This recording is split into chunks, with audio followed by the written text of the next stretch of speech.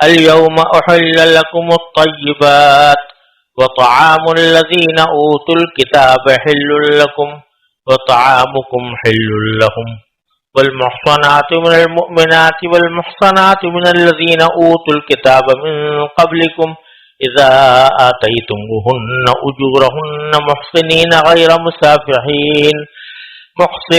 غير مسافحين ولا متخذي أخدان ومن يكفر بالإيمان فقد حبط عمله وهو في الآخرة من الخاسرين۔ اس آیت کریمہ کا ترجمہ یہ ہے، آج تمہارے لیے پاکیزہ چیزیں حلال کر دی گئی ہیں، اور جن لوگوں کو تم سے پہلے کتاب دی گئی تھی ان کا کھانا بھی تمہارے لیے حلال ہے، اور تمہارا کھانا ان کے لیے حلال ہے، نیز مومنوں میں سے پاک دامن عورتیں بھی، اور ان لوگوں میں سے پاک دامن عورتیں بھی تمہارے لیے حلال ہیں جن کو تم سے پہلے کتاب دی گئی تھی، جبکہ تم نے ان کو نکاح کی حفاظت میں لانے کے لیے ان کے مہر دے دیے ہوں۔ نہ تو صرف ہوس نکالنا مقصود ہو اور نہ خفیہ آشنائی پیدا کرنا، اور جو شخص ایمان سے انکار کرے اس کا سارا کیا دھرا غارت ہو جائے گا، اور آخرت میں اس کا شمار خسارہ اٹھانے والوں میں ہوگا۔ اس آیت کریمہ میں اللہ تبارک و تعالی نے پہلے تو یہ بات واضح فرما دی کہ تمہارے لیے تمام پاکیزہ چیزیں حلال کر دی گئی ہیں، اور پچھلی آیت میں پاکیزہ چیزوں کا معیار عرض کیا جا چکا ہے کہ ایک طرف طبیعت انسانی، فطرت انسانی اس سے نفرت نہ کرتی، اور دوسرا یہ کہ شریعت نے جو احکام دیے ہیں چونکہ وہ دین فطرت ہے لہذا اس کے دیے ہوئے احکام کے مطابق ہو تو وہ طیبات میں داخل پاکیزہ چیزوں میں۔ تو اللہ تبارک و تعالیٰ فرماتے ہیں کہ سارے طیبات یعنی ساری پاکیزہ چیزیں آج تمہارے لیے حلال کر دی گئی۔ الیوم جو فرمایا کہ آج حلال کر دی گئی، وہ اس لیے کہ پیچھے آیا تھا کہ آج کے دن ہم نے تمہارے لیے تمہارا دین مکمل کر دیا، تو دین کے مکمل ہونے کا مقتضا یہ تھا کہ جو چیزیں حلال تھیں ان کے حلال ہونے کا قیامت تک کے لیے اعلان کر دیا جائے، کیونکہ دوسرے احکام میں نسخ اور تبدیلی بھی ہوتی رہی ہے۔ تو آج ہم نے تمہارے لیے طیبات کو اس طرح حلال کر دیا، حالانکہ وہ پہلے بھی حلال تھیں، لیکن مراد ہے کہ ایسا حلال کر دیا کہ اب اس میں نسخ نہیں ہوگا۔ ورنہ سوچنے کی بات یہ ہے کہ جو طیبات جن کا ذکر ہو رہا ہے، اور یہ آیت آ رہی ہے حجۃ الوداع کے موقع پر، تو طیبات تو پہلے سے بھی حلال تھی، اور صحابہ کرام طیبات کھاتے تھے، رسول کریم صلی اللہ علیہ وسلم تناول فرماتے تھے۔ یہ کہنا کہ آج حلال کی گئی ہیں یہ کیسے درست؟ تو اس کا جواب یہی ہے کہ در حقیقت مراد یہ ہے کہ آج اس طرح حلال کر دی گئی کہ اس میں اب نسخ کا کوئی احتمال باقی نہیں رہا۔ رسول کریم صلی اللہ علیہ وسلم کے زمانے میں احکام میں تبدیلی ہوتی رہتی، ما ننسخ من آیت او ننسها نأتی بخیر منها او مثلها، تو لیکن اب یہ کہہ دیا کہ اب یہ قیامت تک کے لیے تمہارے لیے حلال ہے اور اب اس میں کوئی نسخ نہیں ہو۔ پھر یہ فرما دیا وطعام الذین اوتوا الکتاب حل لکم وطعامکم حل لهم، کہ اہل کتاب کا کھانا تمہارے لیے حلال کر دیا گیا اور تمہارا کھانا ان کے لیے حلال ہے، اہل کتاب کے لیے۔ اب یہاں اللہ تبارک و تعالی نے غیر مسلموں کو دو قسموں میں تقسیم فرما دیا۔ ایک غیر مسلم وہ ہیں جو کسی آسمانی کتاب کو نہیں مانتے، بلکہ مختلف ان کے عقائد ہیں، کسی کتاب کے پیچھے چلتے نہیں ہیں، کسی رسول کے متبع نہیں ہیں۔ تو ایک تو وہ ہیں جیسے بت پرست لوگ ہیں، لیکن جو حضرات کسی آسمانی کتاب کے قائل ہیں، جیسے کہ عیسائی انجیل کو مانتے ہیں اور تورات کو بھی مانتے ہیں، اور یہودی تورات کو مانتے ہیں تو ان کو اہل کتاب کہا، ان کے کھانے کو یعنی ان کے ذبیحے کو اللہ تعالیٰ نے اس آیت میں حلال قرار دیا۔ وجہ اس کی کیا ہے؟ وجہ اس کی یہ ہے کہ ان کا ذبیحہ، ان کے ہاں بھی ذبیحے کے وہی قوانین تھے جو اسلام میں ہے۔ پہلی بات تو یہ کہ ان کے ہاں بھی ذبیحے کے لیے ضروری تھا کہ اتنی ہی رگیں کٹیں اور خون بہے جتنی ہمارے ہاں ضروری،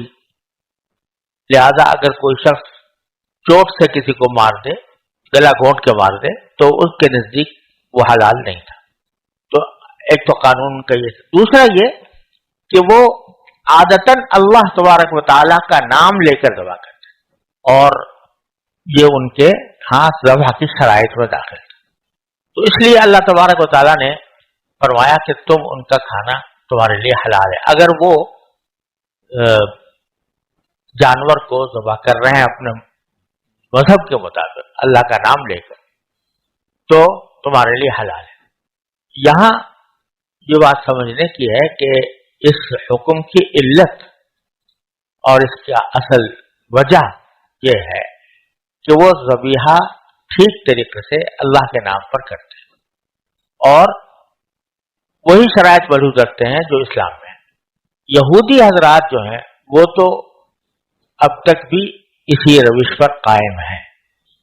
یعنی یہ کہ وہ ان کے ہاں ضروری ہے کہ گلا کاٹا جائے، رگیں کٹیں، اور وہ اپنے جانب میں اللہ تعالیٰ کا جو نام ہے وہ لیتے ہیں۔ اب ان کے ہاں اللہ تعالیٰ کو یہوہ کہتے ہیں تو وہ یہوہ کا نام لے لیتے ہیں، لیکن مراد اس سے اللہ تبارک و تعالیٰ ہی۔ اس لیے ان کے ذبیحے کو آج بھی حلال ہونے کا ان کے بارے میں فتویٰ ہے، الا یہ کہ کسی یہودی گروپ کے بارے میں یہ پتہ چل جائے کہ وہ ان شرائط کی پابندی نہیں کرتا تو پھر اس کا حکم ظاہر الگ ہوگا، وہ ایک شاذ صورتحال ہے، لیکن عام صورتحال میں ان کے ذبیحے کو حلال سمجھا جاتا ہے، جس کو وہ کوشر کہتے ہیں۔ لیکن عیسائیوں میں وہ طریقہ اب بدل گیا، یعنی ان کے مذہب کے حساب سے جو شروع میں شرائط تھیں اب وہ شرائط نرم پڑ گئی۔ اس میں یہ بھی ضروری نہیں ہے کہ چاروں رگیں کٹے، اور یہ بھی ضروری نہیں ہے کہ اللہ کا نام لیا جائے۔ تو چونکہ یہاں پر جس کھانے کو اہل کتاب کا حلال کیا گیا تھا اس کی وجہ یہ تھی کہ وہ اللہ کا نام لے کے ذبح کرتے تھے، اور اب انہوں نے وہ کام چھوڑ دیا۔ تو جیسے مثال کے طور پر اگر مسلمان جان بوجھ کر اللہ کا نام نہ لے، اللہ کا نام جان بوجھ کے چھوڑ دے، تو باوجود اس کے کہ وہ مسلمان کا ذبیحہ حلال نہیں ہوگا۔ اسی طرح اگر اہل کتاب میں سے کوئی شخص جان بوجھ کر اللہ کا نام چھوڑ دے تو وہ بھی حلال نہیں ہوگا۔ یہیں سے اس مغالطے کا جواب نکل سکتا ہے جو آج کل بعض حضرات کے دل میں پیدا ہو گیا ہے، وہ یہ کہ یہ کہا گیا کہ اہل کتاب کا کھانا تمہارے لیے حلال ہے، تو اہل کتاب جس طرح بھی ذبح کریں اس میں ان کے طریقہ ذبح پر کوئی پابندی نہیں ہے، جیسے بھی ذبح کرے وہ حلال ہو جائے گا۔ اگر یہ عموم لیا جائے تو اس کا معنی یہ ہے کہ کتابی شخص یعنی کوئی یہودی ہے نصرانی اگر چوٹ مار کر ذبح کرے یا گلا گھونٹ کے ذبح کرے تو وہ بھی حلال ہو، اور اللہ کا نام نہ لے تو بھی حلال ہو۔ اب ذرا ایک تصور کیجئے، ایک مسلمان ہے، لا الہ الا اللہ پڑھتا ہے، اور وہ اس کے باوجود اگر مسلمان ہونے کے باوجود اللہ کا نام نہیں لیتا، گلا گھونٹ ہلاک کرتا ہے، وہ حلال ہوگا یا حرام ہوگا؟ ظاہر ہے کہ حرام ہوگا قرآن کریم کی روح سے۔ لیکن اگر یہ سمجھا جائے کہ یہودی اور نصرانی اگر اس طرح ذبح کرے کہ اللہ کا نام نہ لے، تو اگر ہم یہ کہیں کہ اس کا ذبیحہ حلال ہے، جس کے معنی ہے کہ غیر مسلم کا ذبیحہ بڑا افضل ہے کہ وہ بغیر اللہ کا نام لیے بھی حلال ہو جاتا ہے، اور مسلمان کا ذبیحہ وہ اگر اللہ کا نام نہ لے تو وہ حرام ہو جاتا ہے۔ ظاہر ہے کہ یہ بالکل بدیہی طور پر غلط بات ہے، لہذا جن حضرات نے یہ بات کہی ہے کہ اہل کتاب اگر اپنے کسی اور طریقے سے بھی ذبح کریں گے تو حلال ہو جائے گا، یہ اس کا مطلب ہرگز نہیں۔ دوسری بات یہ سمجھنے کی ہے کہ اہل کتاب سے کیا مراد ہے۔ اہل کتاب سے مراد یہ ہے کہ وہ کم از کم تورات یا انجیل پر یا دونوں پر ایمان رکھتے ہیں، تب ان کو اہل کتاب کہا جائے گا۔ ایمان رکھنے کے معنی یہ ہے کہ اسی تورات کو، اسی انجیل کو جو ہمارے سامنے اس وقت موجود ہے، اس کو اپنی آسمانی کتاب سمجھتے ہیں۔ لیکن آج کل مغربی ملکوں میں ایک بہت بڑی تعداد ایسے لوگوں کی ہے کہ جو نام تو ان کے عیسائیوں جیسے ہیں، لیکن حقیقت میں وہ عیسائی نہیں ہیں بلکہ دہری ہیں، یعنی خدائی کے منکر ہیں، ایتھیسٹ ہیں جو خدائی کے منکر ہیں۔ تو آیا یہ حکم ان کے اوپر بھی صادق آئے گا؟ تو اس کا جواب یہ ہے کہ اگر واقعتاً وہ خدا کو نہیں مانتے، جو خدا کو نہیں مانیں گے تو عیسیٰ علیہ السلام کو کیا مانیں گے، موسیٰ علیہ السلام کو کیا مانیں گے؟ تو وہ ان کو بھی نہیں مانتے، تو وہ اہل کتاب میں شامل ہی نہیں۔ لہذا اگر انہوں نے کوئی ذبح کیا تو وہ ذبح معتبر نہیں ہوگا، وہ کیونکہ اہل کتاب کی ذبح ہے کہ مفہوم میں وہ داخل نہیں۔ اور اگر انہوں نے اہل کتاب میں سے کوئی شخص ہے جو کم از کم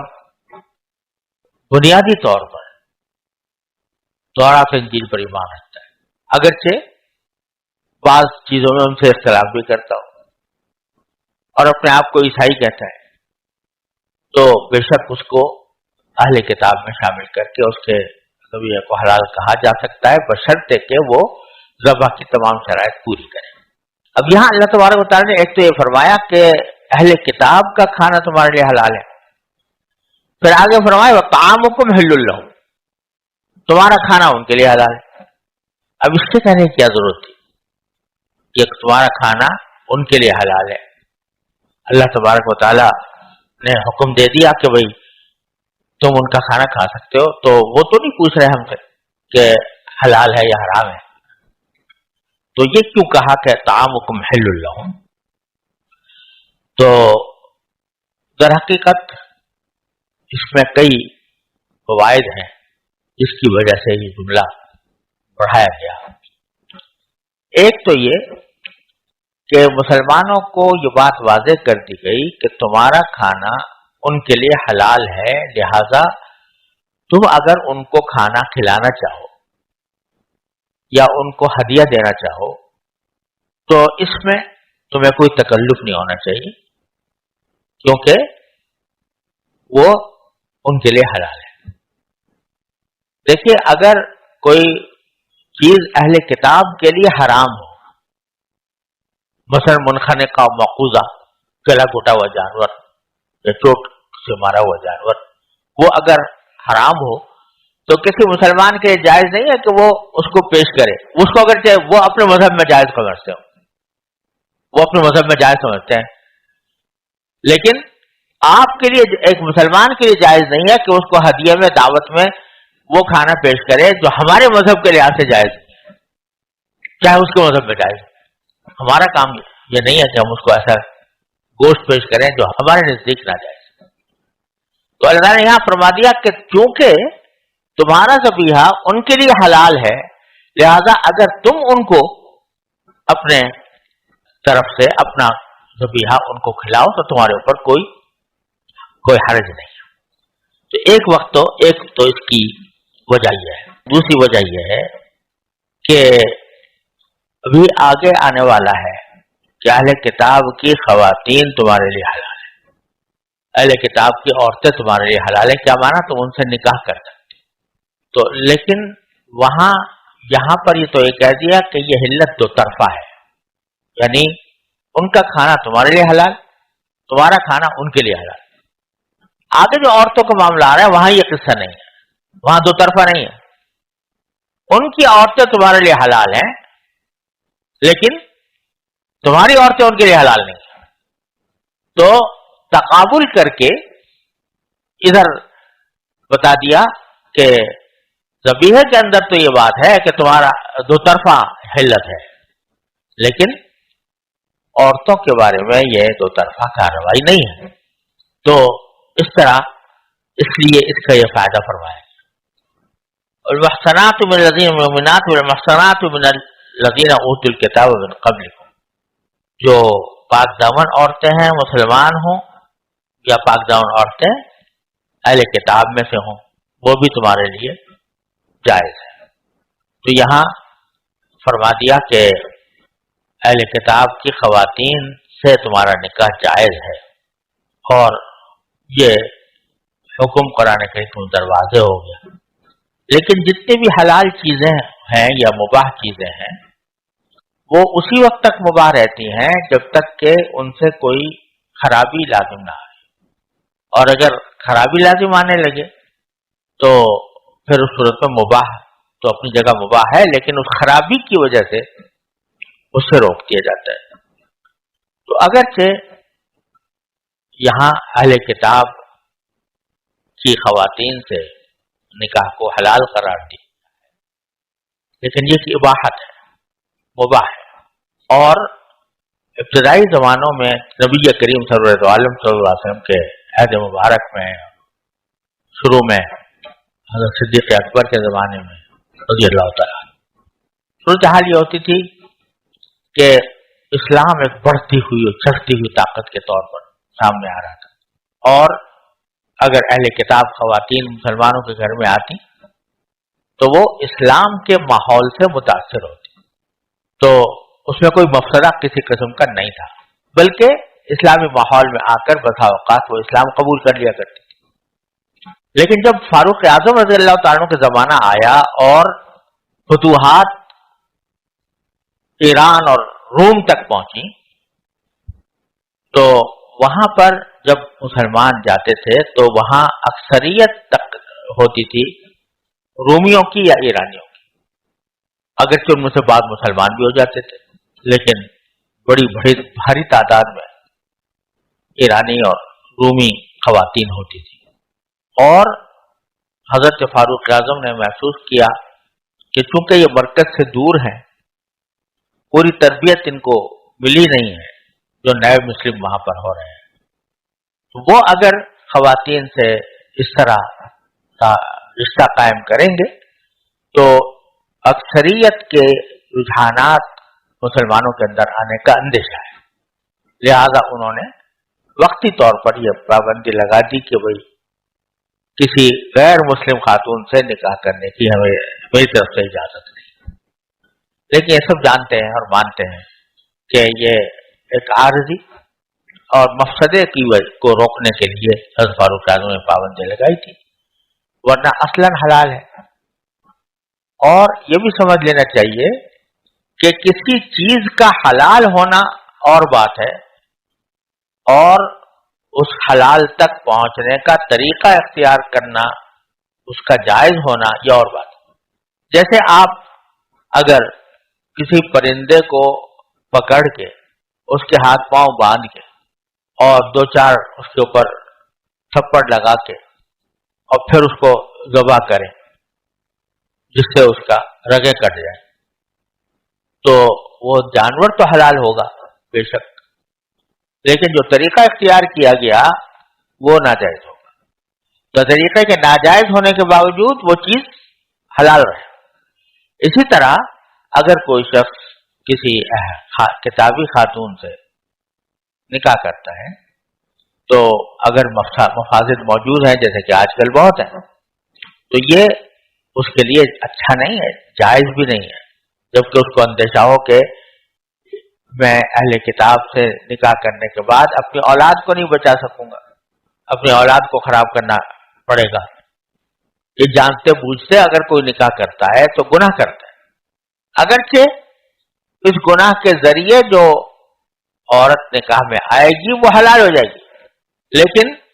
یہ عمل کرنا بذات خود کہ اپنے آپ کو اس فتنے میں ڈالنا، یہ گناہ ہے، یہ ناجائز. حضرت فاروق اعظم رضی اللہ عنہ کے حکم کا یہ مقصد تھا. آگے يا أيها الذين آمنوا إذا قمتم إلى الصلاة فاغسلوا وجوهكم وأيديكم إلى المرافق وامسحوا برؤوسكم وأرجلكم إلى الكعبين وإن كنتم جنبا فاطهروا وإن كنتم مرضى أو على سفر أو جاء أحد منكم من الغائط أو لامستم النساء فلم تجدوا ماء فتيمموا صعيدا طيبا فامسحوا بوجوهكم وأيديكم منه ما يريد الله ليجعل عليكم من حرج ولكن يريد ليطهركم وليتم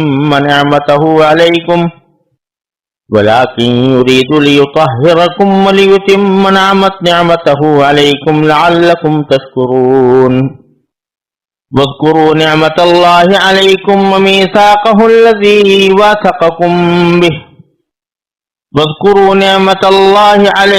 وميثاقه الذي واثقكم به إذ قلتم سمعنا وأطعنا واتقوا الله إن الله عليم بذات الصدور. ان آیات کا ترجمہ یہ ہے: اے ایمان والو، جب تم نماز کے لیے اٹھو تو اپنے چہرے اور کوہنیوں تک اپنے ہاتھ دھو لو اور اپنے سروں کا مسح کرو اور اپنے پاؤں ٹخنوں تک دھو لیا کرو، اور اگر تم جنابت کی حالت میں ہو تو سارے جسم کو خوب اچھی طرح پاک کرو، اور اگر تم بیمار ہو یا سفر پر ہو یا تم میں سے کوئی قضاء حاجت کر کے آیا ہو یا تم نے عورتوں سے جسمانی ملاپ کیا ہو اور تمہیں پانی نہ ملے تو پاک مٹی سے تیمم کرو اور اپنے چہروں اور ہاتھوں کا اس سے مسح کر لو۔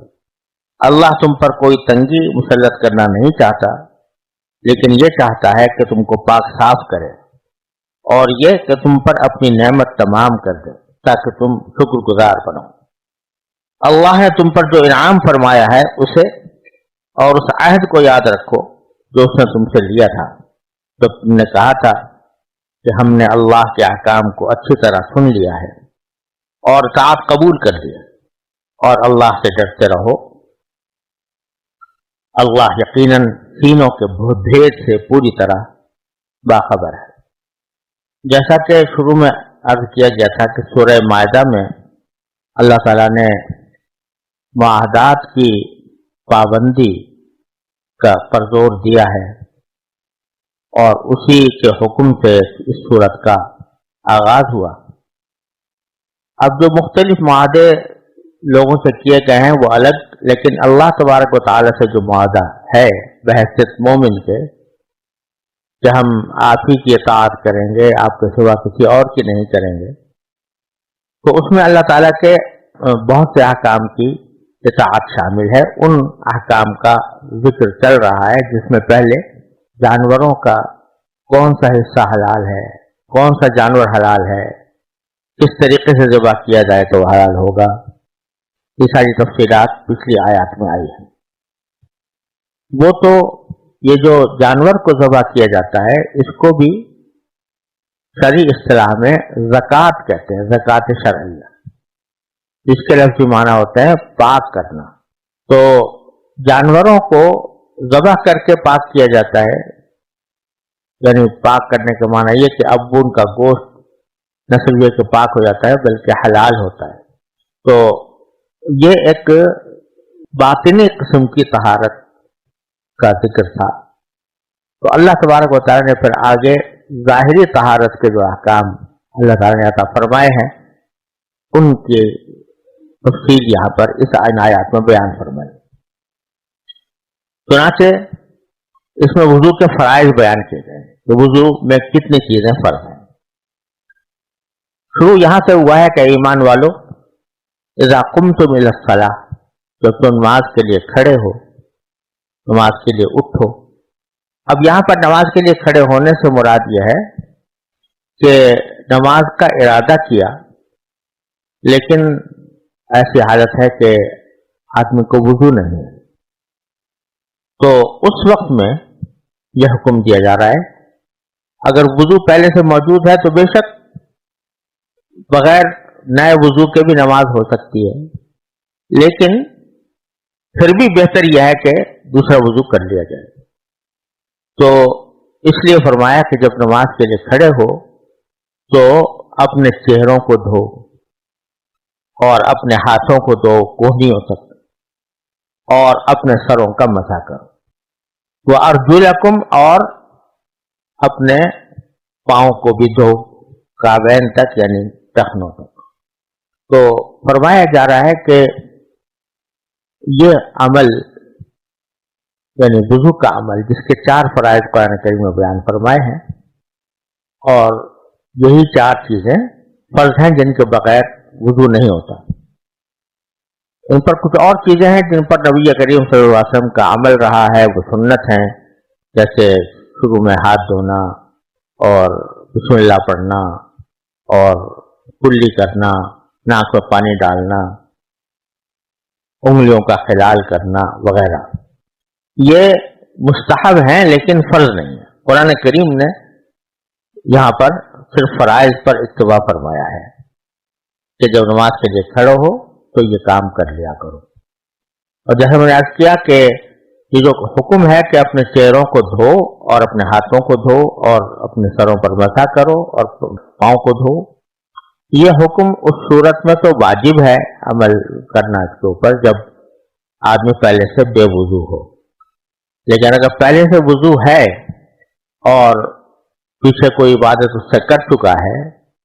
اب وضو باقی ہے، تو اس صورت میں بھی بہتر ہے کہ دوسرا وضو نیا تازہ کر لے، اگرچہ بغیر نئے وضو کے بھی نماز ہو جائے گی۔ پھر آگے فرمایا کہ وَإِن كُنتُمْ جُنُوبًا فَطَّهَّرُوا، اگر تم جنابت کی حالت میں ہو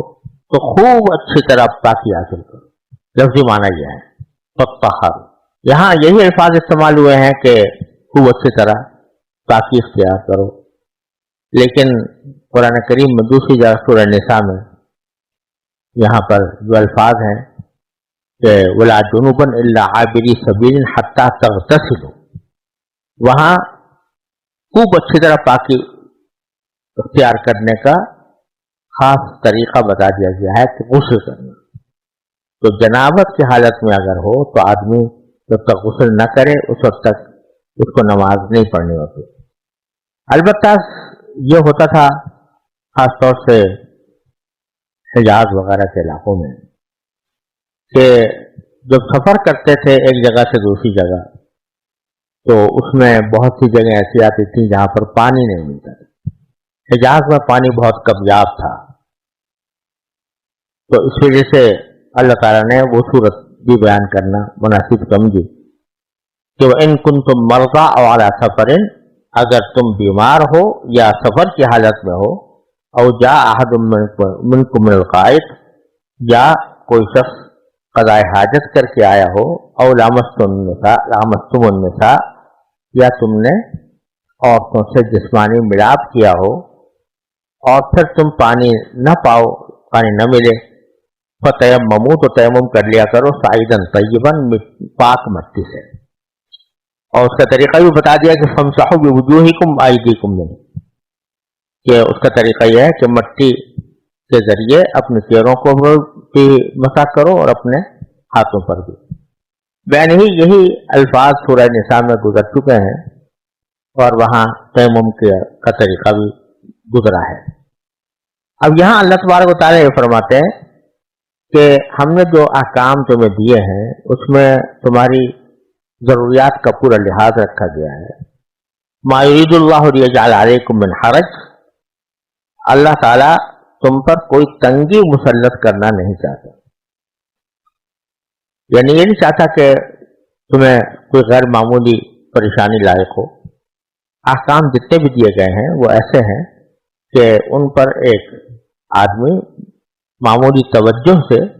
ان پر عمل کرنا چاہے تو اس کو کوئی حقیقی دشواری پیش نہیں آتی۔ جیسے کہ ابھی دیکھا کہ وضو کے لیے اگر پانی موجود نہیں ہے تو یہ نہیں کہا گیا کہ بھئی کچھ بھی ہو اور کہیں نہ کہیں سے وضو کر کے لاؤ یا نماز قضا کرو، نماز نہیں پڑھ سکتے، بعد میں اکٹھی نمازیں پڑھنا، یہ سب تنگی کا موجب ہوتا۔ تو اللہ نے فرمایا کہ تمہارے لیے مٹی کو ہم نے طہارت کا ذریعہ بنا دیا۔ تو اللہ تعالیٰ فرماتے ہیں کہ ہم تمہارے اوپر کوئی تنگی مسلط کرنا نہیں چاہتے، لیکن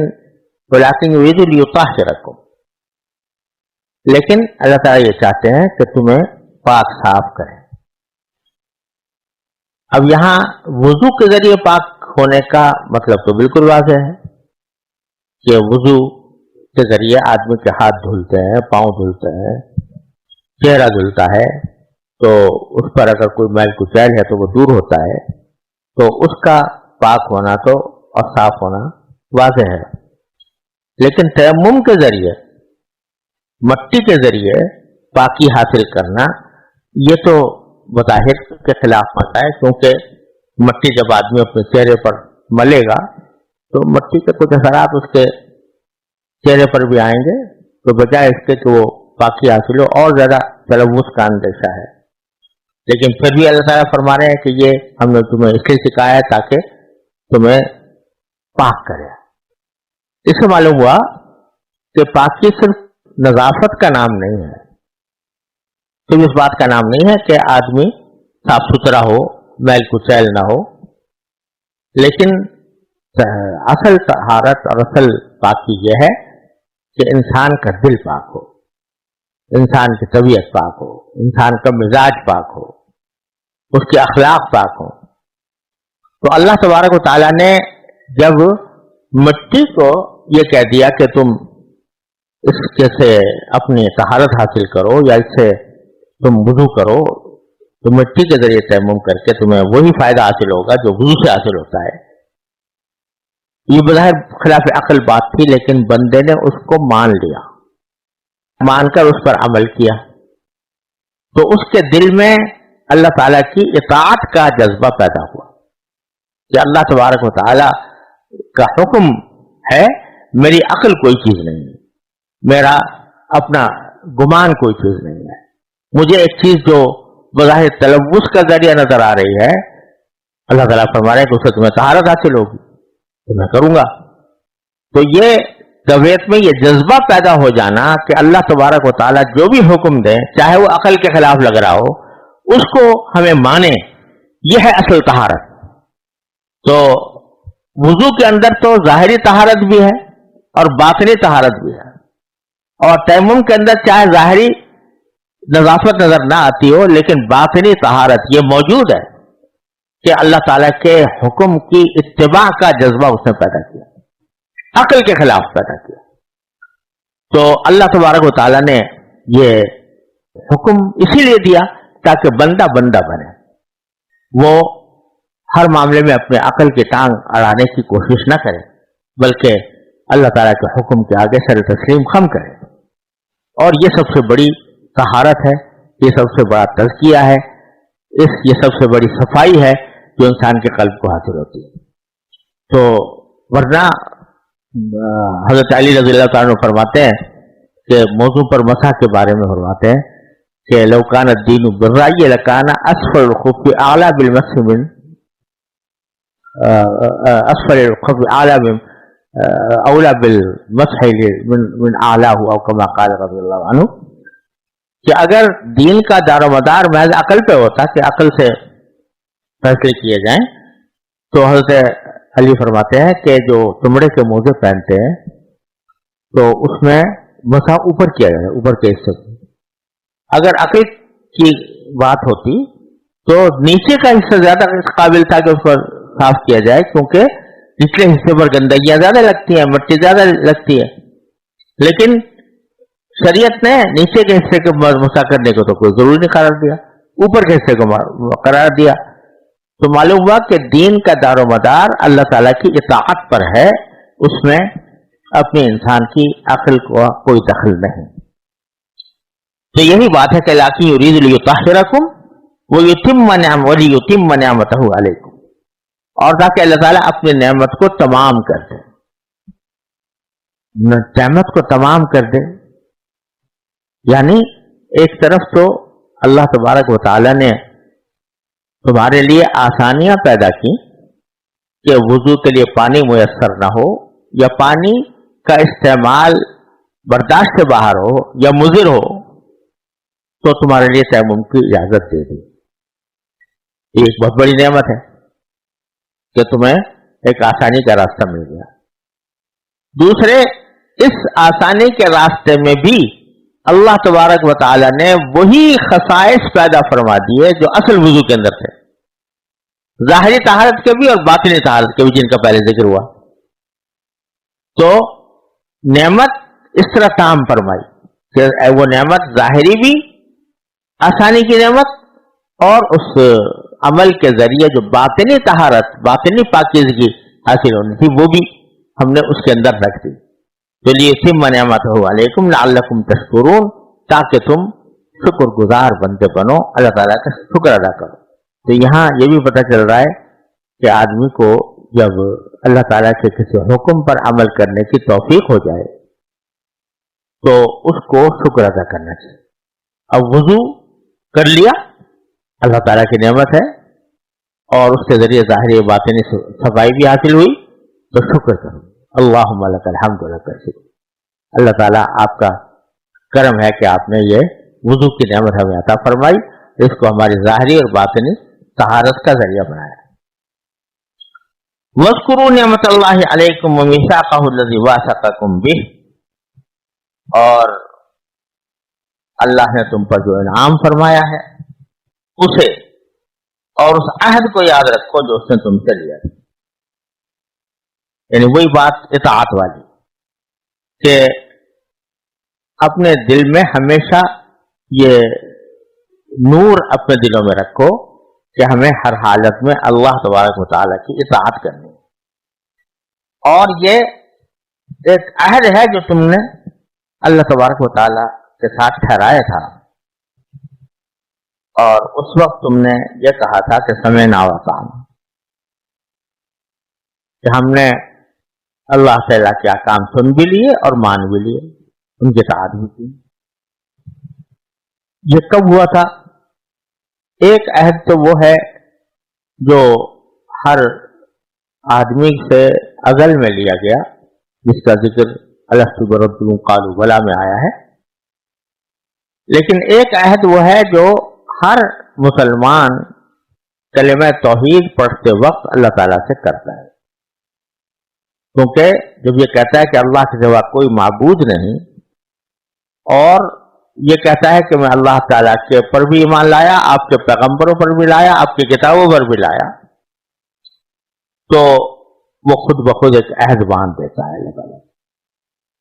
کہ میں آپ کے حکم کا پابند رہوں گا. اور بہت سے صحابہ کرام رضی اللہ تعالیٰ عنہ اجمعین کے ساتھ نبی کریم صلی اللہ علیہ وسلم نے یہ عہد باقاعدہ زبانی طور پر بھی لیا، کئی صحابہ سے بیعت کے وقت میں لیا. تو ان سب کی طرف اشارہ ہے کہ تم نے خود یہ کہا تھا کہ ہم نے اللہ کے حکم جان لیے اور مان لیے، تو اس واسطے اب یہ تمہارا عہد ہے، اور اس عہد کا تقاضا یہ ہے کہ تم اللہ تعالیٰ کے ہر حکم پر عمل کرو. واتقوا اللہ، اور اللہ سے ڈرو. یہ احکام ہر حکم کے ساتھ تقریباً اللہ تعالیٰ تقویٰ کا ذکر اس لیے فرماتے ہیں کہ ان احکام پر صحیح عمل اس وقت تک نہیں ہو سکتا جب تک کہ آدمی کے دل میں اللہ تعالیٰ کا خوف نہ ہو. ان اللہ علیم بذات الصدور، بے شک اللہ تعالیٰ دلوں کی بات کو جاننے والا ہے، سینوں کے بھید سے پوری طرح باخبر ہے. لہذا اگر تمہارے دل میں کوئی گناہ کا جذبہ آتا ہے، گناہ کا خیال آتا ہے، کہ تم اللہ تعالیٰ کی نافرمانی کا کوئی بات سوچتے ہو، تو وہ بھی اللہ تعالیٰ کے علم میں ہوتی ہے. لہذا اپنے قول و فعل کو بھی، اپنی سوچ کو بھی اللہ تبارک و تعالیٰ کے تابع بنانے کی کوشش کرو. یا ایھا الذین آمنوا کونوا قوامین للہ شہداء بالقسط ولا يجرمنكم شنآن قوم على ألا تعدلوا اعدلوا هو أقرب للتقوى واتقوا الله إن الله خبير بما تعملون وعد الله الذين آمنوا وعملوا الصالحات لهم مغفرة وأجر عظيم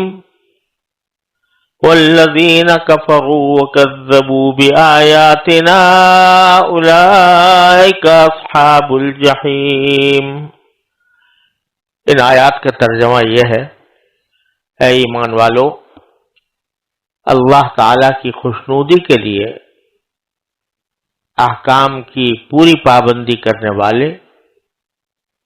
اور شہادت کی نوبت آ جائے تو انصاف کی شہادت ادا کرنے والے بنے رہو، اور کسی قوم کی دشمنی تمہیں اس بات پر آمادہ نہ کرے کہ تم ناانصافی کرو، انصاف سے کام لو، یہی طریقہ تقوی سے قریب تر ہے، اور اللہ سے ڈرتے رہو، اللہ یقیناً تمہارے تمام کاموں سے پوری طرح باخبر ہے۔ جو لوگ ایمان لائے ہیں اور جنہوں نے نیک عمل کیے ہیں ان سے اللہ نے وعدہ کیا ہے کہ آخرت میں ان کو مغفرت اور زبردست ثواب حاصل ہوگا، اور جن لوگوں نے کفر اپنایا اور ہماری نشانیوں کو جھٹلایا وہ دوزخ کے باسی ہیں۔ جیسا کہ پچھلی آیات کریمہ میں بھی یہ عرض کیا گیا کہ اس صورت میں معاہدات کی پابندی کے اوپر خصوصی زور دیا گیا ہے، اور پھر اللہ تعالی کے ساتھ بندے نے جو معاہدے کیے ہیں ان کا ذکر کہ اس بنیادی معاہدے کے اندر یہ ساری باتیں داخل ہیں جو اللہ تعالیٰ نے رسول کریم صلی اللہ علیہ وسلم کے ذریعے ہم تک پہنچائیں، تو ان کی تعمیل اور اطاعت یہ ہمارے اس بنیادی معاہدے کا ایک حصہ ہے۔ اب ایک اور ہدایت اس آیت کریمہ میں دی جا رہی ہے کہ جب تمہیں کوئی گواہی دینی پڑے تو تم اللہ کی خاطر گواہی دیا کرو، اور اللہ تعالیٰ کی جب خاطر دو گے تو اس کا مطلب ہی یہ ہوگا کہ انصاف کی بات کہو گے۔ یہ آیت کریمہ جس میں اللہ کے لیے انصاف کے ساتھ شہادت دینے کا حکم دیا گیا ہے، سورہ نساء کے اندر بھی پہلے گزری ہے، لیکن الفاظ میں تھوڑا سا فرق ہے۔ سورہ نساء کی آیت میں فرمایا گیا تھا کہ کونوا قوامین بالقسط شہداء للہ، کہ تم انصاف قائم کرنے والے بن جاؤ اس طرح کہ تم جو گواہی دو وہ اللہ کی خوشنودی کے لیے ہونی چاہیے۔ اور یہاں جو الفاظ ہیں وہ ہے کونوا قوامین للہ شہداء بالقسط، کہ تم اللہ کے لیے کھڑے ہو جاؤ، اللہ کے لیے کھڑے ہونے والے بنو، اللہ کے لیے انصاف قائم کرنے والے بنو، اور اس کے نتیجے میں جو گواہی دو وہ بھی انصاف کے ساتھ ہونی چاہیے۔ مجموعی اعتبار سے تو دونوں آیتوں میں کوئی فرق نہیں ہے، دونوں جگہ ایک ہی حکم دیا گیا ہے کہ جب کبھی گواہی دینے کی نوبت آئے کسی کے بارے میں تو انصاف کے ساتھ گواہی دیا کرو، اور جو گواہی ہو وہ اللہ کے لیے ہو، کسی کو نفع پہنچانے کسی کو نقصان پہنچانے کا مقصد نہ ہو، بلکہ یہ کہ اللہ تعالیٰ نے مجھے حکم دیا ہے کہ بھئی جہاں کوئی ضرورت پیش آئے گواہ بننے کی تو اس کی مجھے تاکید فرمائی ہے، لہذا میں کر رہا ہوں۔ کسی کے حق میں جائے کسی کے خلاف جائے اس سے بحث نہیں، جو بھی صحیح بات ہے میں اس کی گواہی دوں گا۔ لیکن آدمی کو غلط گواہی دینے پر کیا چیز آمادہ کرتی ہے؟ بعض اوقات غلط گواہی دینے کے لیے اس لیے آدمی اپنے آپ کو مجبور جیسا پاتا ہے کہ وہ گواہی اپنے کسی چاہنے والے کے، اپنے کسی محبوب کے خلاف پڑ رہی ہے۔ مثلا اولاد پکڑی گئی ہے کسی جرم میں اور اگر گواہی کی نوبت آئی تو اس اولاد کے خلاف گواہی دینی ہوگی. یا فرض کرو کہ اپنی اولاد نے کوئی مثال کے طور پر امتحان میں کوئی بدعنوانی کی ہے اور اس کا پرچہ میرے پاس آ گیا دیکھنے کے لیے، تو اس وقت میں گواہی دے رہا تھا. نمبر جو لگائے جاتے ہیں یہ بھی ایک طرح کی گواہی ہوتی ہے. تو اس وقت میں مجھے یہ خیال آئے کہ یہ میرا بیٹا ہے، لہذا میں اس کے ساتھ رعایت کر دوں. رعایت کرنے کے لیے میں گواہی جھوٹی دے دوں، یعنی وہ کم نمبروں کا مستحق تھا، میں زیادہ نمبر دے رہا ہوں، تو یہ اس کے حق میں گواہی دے دی. تو بعض اوقات گواہی، غلط گواہی دینے کی وجہ یہ ہوتی ہے کہ میری گواہی کسی میرے محبوب کے خلاف نہ پڑے. اس وقت میں آدمی بعض اوقات جھوٹ بھی بول جاتا ہے اور جھوٹی گواہی بھی دے دیتا ہے. ایک وجہ تو یہ ہوتی ہے، اور دوسری وجہ اس کے برعکس بعض اوقات یہ ہوتی ہے کہ کسی سے دشمنی ہے،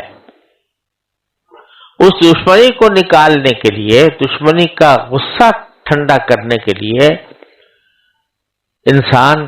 اپنے کسی دشمن کے خلاف جھوٹی گواہی دے دیتا ہے. فلاں میرا دشمن ہے،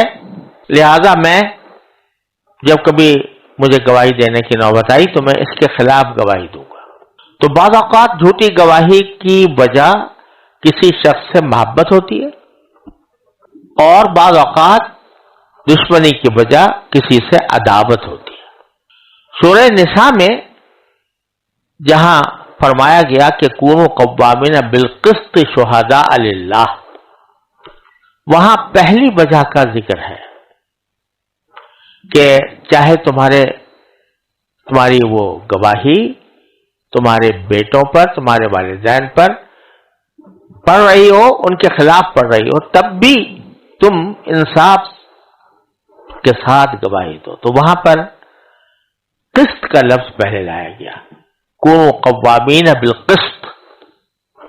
تم انصاف کے ساتھ کھڑے ہونے والے بن جاؤ، انصاف کو کھڑا کرنے والے بن جاؤ، انصاف کو قائم کرنے والے بن جاؤ. تو پہلے وہاں پر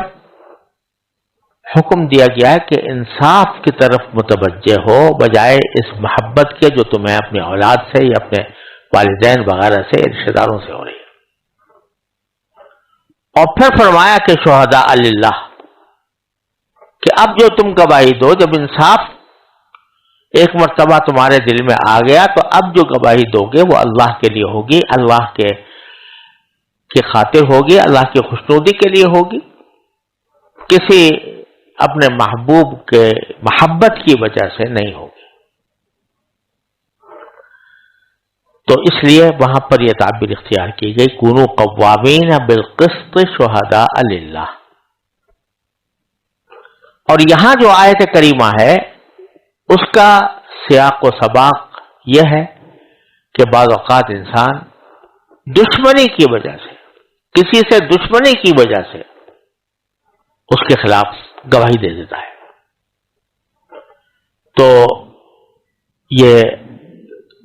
غلط گواہی بھی اتنی ہی گناہ ہے، جھوٹ ہے اور انصاف کے خلاف ہے. تو یہاں اللہ تبارک و تعالی نے پہلے فرمایا کونوا قوامین للہ، اللہ کے لیے کھڑے ہونے والے بن جاؤ. یعنی یہ جو تمہارے دل میں دوسرے کی دشمنی آ رہی ہے، اس دشمنی کے خاطر گواہی نہ دینا، بلکہ پہلے اپنے آپ کو اللہ تبارک و تعالی کے حکم کا قائم کرنے والا بناؤ. دل میں یہ جذبہ پیدا کرو کہ جو کچھ بھی میں کروں گا وہ میں اپنے اللہ کے حکم کو نافذ کرنے کے لیے کروں گا.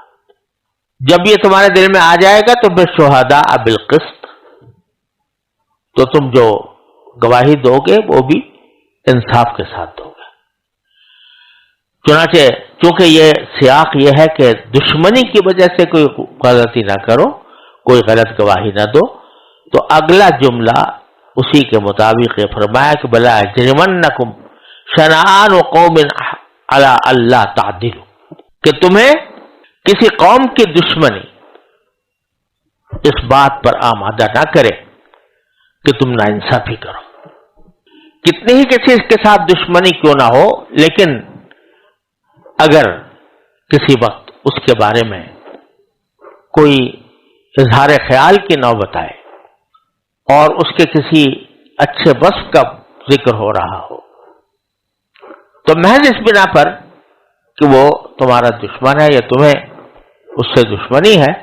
اس کی اچھائی کو چھپا کر نہ بیٹھ جاؤ، ہر حالت میں صحیح گواہی دو، چاہے اپنا مخالف ہی کیوں نہ ہو۔ اب دیکھیے ابو سفیان سے ہرقل بادشاہ نے رسول کریم صلی اللہ علیہ وسلم کے بارے میں پوچھا، لیکن ابو سفیان حالانکہ رسول کریم صلی اللہ علیہ وسلم کے دشمن تھے، لیکن جو بات پوچھی رسول کریم صلی اللہ علیہ وسلم کے بارے میں اس کا جواب صحیح دیا اور اس میں کوئی جھوٹ کی آمیزش نہیں کی۔ تو یہ صحیح گواہی دینا اور دشمنی کی بنا پر غلط گواہی دے دینا، یہ ایک ایسا عمل ہے کہ جو کافر بھی اس کو اچھا نہیں مانتے۔ تو جب آدمی اللہ کے لیے کر رہا ہو کام، اللہ تبارک و تعالی کے لیے کوئی کام کر رہا ہو، تو اس صورت میں اور زیادہ یہ بات تاکید سے کہنے کی بات ہے کہ انسان جو ہے وہ انصاف کا دامن نہ چھوڑے، اور فرمایا اعدلوا، ناانصافی ہرگز نہ کرنا، چاہے کسی کی دشمنی کیوں نہ ہو، بلکہ تم انصاف کرنا۔ هو اقرب للتقوی، انصاف ہی تقوی کے قریب تر ہے، یعنی جو تقوی تمہاری زندگی کا اصل مقصد ہے اس تک پہنچانے کے لیے یہ راستہ قریب کا راستہ ہے کہ انصاف کے ساتھ۔ اور یہاں یہ سمجھ لینا چاہیے کہ یہ جو کہا گیا ہے کہ گواہی غلط نہ دو، انصاف کے ساتھ گواہی دو، تو ایک گواہی تو وہ ہوتی ہے جو آدمی کو کسی عدالت میں جا کر دینی پڑتی ہے، اس کے بارے میں تو یہ حکم ہے ہی، لیکن بہت سی چیزیں ایسی ہیں ہمارے معاشرے میں جن کو ہم گواہی نہیں سمجھتے اور حقیقت میں وہ گواہی ہیں۔ گواہی ہم صرف اس کو سمجھتے ہیں کہیں جا کر کسی عدالت میں جا کر انسان کوئی گواہ بن کر کوئی بات کہے، لیکن قرآن کریم کی اصطلاح میں شہادت اس سے زیادہ عام ہے۔ جب آپ کسی شخص کے بارے میں کوئی رائے ظاہر کرتے ہیں تو وہ بھی ایک طرح کی شہادت ہوتی ہے،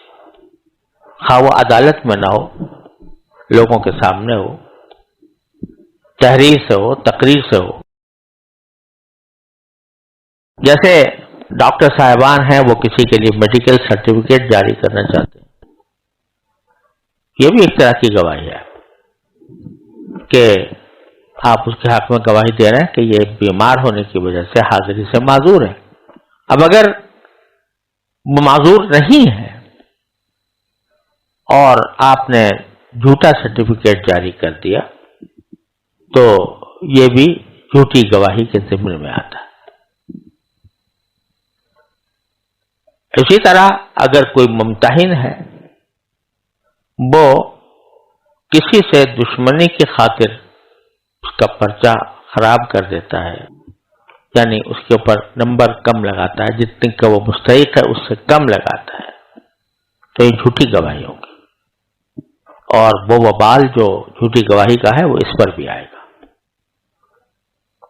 اسی طرح انتخابات ہوتے ہیں تو اس میں لوگ ووٹ ڈالتے ہیں، تو ووٹ ڈالنا بھی ایک طرح کی شہادت ہے، اور یعنی دیانتاً وہ ایک شہادت ہے، اگرچہ قضاءً اس کو شہادت نہ کہا جائے، دیانتاً وہ شہادت ہے، لہذا اس میں غلط بیانی کرنا، اس میں کسی کی جنبہ داری کرنا، کسی کی دشمنی کرنا، یہ سب حرام اور ناجائز کام ہے۔ اس کے بجائے آدمی کو وہی بات اختیار کرنی چاہیے جس کو وہ دل سے مانتا ہو اور جو نفس الامر میں اس کے نزدیک درست ہو۔ اگر نہیں کرے گا تو یہ اس عہد کی خلاف ورزی ہوگی۔ پھر اللہ تبارک و تعالی فرماتے ہیں واتقوا اللہ، اللہ سے ڈرتے رہو۔ ہر حکم کے ساتھ تقریباً یہ تاکید آتی ہے، کیونکہ حکم اس وقت تک حکم پر عمل نہیں ہو سکتا جب تک کہ انسان کے دل میں تقوی نہ ہو، یعنی اللہ کا خوف نہ ہو۔ ان اللہ خبیر بما تعملون، یاد رکھو کہ اللہ تمہارے تمام کاموں سے پوری طرح باخبر ہے۔ یہی احساس ہے جو ہر وقت دل میں پیدا کرنا مقصود ہے کہ اللہ مجھے دیکھ رہا ہے، اور جب یہ احساس پیدا ہوتا ہے تو اس کے نتیجے میں ہی تقوی پیدا ہوتا ہے۔ تقوی پیدا کرنے کا یہاں پر ذریعہ بتایا گیا ہے کہ تقوی کرو، تقوی پیدا کرو، اللہ کا خوف رکھو۔ طریقہ اس کا کیا ہوگا؟ یہ کہ اس بات کا مراقبہ کرو، اس بات کا دھیان رکھو کہ اللہ تبارک و تعالی تمہارے ہر قول و عمل سے باخبر۔ اور جب اللہ تبارک و تعالی کے احکام پر عمل کیا جائے گا، یہ جو احکام دیے جا رہے ہیں، جو معاہدے تم سے لیے جا رہے ہیں، ان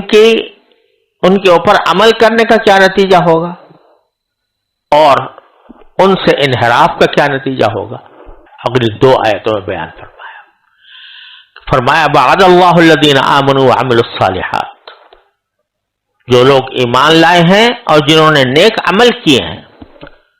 ان سے اللہ نے وعدہ کیا ہے۔ کیا وعدہ کیا ہے؟ لہم مغفرۃ واجر عظیم، یہ وعدہ کیا ہے کہ وہ مستحق ہوں گے اجر عظیم کے، زبردست ثواب کے، معمولی نہیں بلکہ اجرون کے ساتھ عظیم کی صفت لگا کر یہ بتایا گیا کہ ایمان اور عمل صالح والوں کو نہ صرف یہ کہ ان کے گناہوں کی مغفرت ہوگی، کیونکہ کوئی بھی انسان ایسا نہیں ہے انبیاء کرام کے بعد کہ جس سے کبھی نہ کبھی کوئی غلطی نہ ہوئی ہو، تو غلطیوں کے بارے میں تو اللہ تبارک و تعالیٰ کا معاملہ یہ ہوگا کہ مغفرت فرما دیں گے، اور اوپر سے ثواب جو ملے گا وہ عظیم ہوگا، عظمت والا۔ اور دوسری طرف والذین کفروا وکذبوا بآیاتنا، جن لوگوں نے کفر اپنا لیا اور ہماری نشانیوں کو جھٹلا دیا، اولئک اصحاب الجحیم، وہ سب دوزخ کے باسی ہیں۔ اصحاب صاحب کی جمع ہے، لفظی معنی اس کے ساتھی کے ہوتے ہیں، لیکن جب کسی ایسی چیز کی طرف اس کی نسبت آتی ہے جو بے جان ہے تو وہاں پر اس کے معنی ہوتے ہیں والا۔ صاحب الجحیم یا اصحاب الجحیم کے معنی ہے دوزخ والے۔ اب دوزخ والے سے مراد یہی ہے کہ وہ دوزخ میں رہیں گے، تو اسی لیے ترجمے میں یہ کہا گیا کہ وہ دوزخ کے باسی ہیں۔ باسی کا مطلب ہوتا ہے باشندہ، کسی جگہ کا رہنے والا، تو یہ جہنم میں رہنے والے ہیں، اعوذ باللہ العلی العظیم۔